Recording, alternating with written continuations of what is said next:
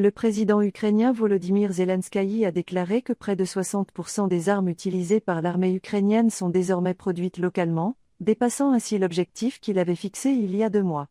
Dans son discours vidéo nocturne, il a souligné que ces armes, dotées de nombreuses caractéristiques avancées, sont désormais entre les mains de ses soldats. Il a également mentionné un projet commun de production d'armes en collaboration avec le Danemark. En juillet, Zelensky avait demandé à son gouvernement de prendre des mesures pour augmenter la production d'armes ukrainiennes à plus de 50%, un niveau jamais atteint depuis l'indépendance en 1991.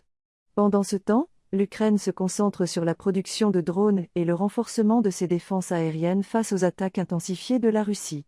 Une attaque de drones russes a frappé Kyiv, provoquant un incendie dans un immeuble résidentiel. Par ailleurs, une frappe en région de Soumy a fait un mort et plusieurs blessés, dont un enfant de 9 ans.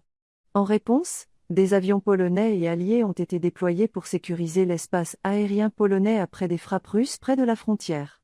Enfin, des restes de Polonais tués pendant la Seconde Guerre mondiale ont été enterrés en Ukraine, une démarche visant à apaiser les tensions entre les deux pays.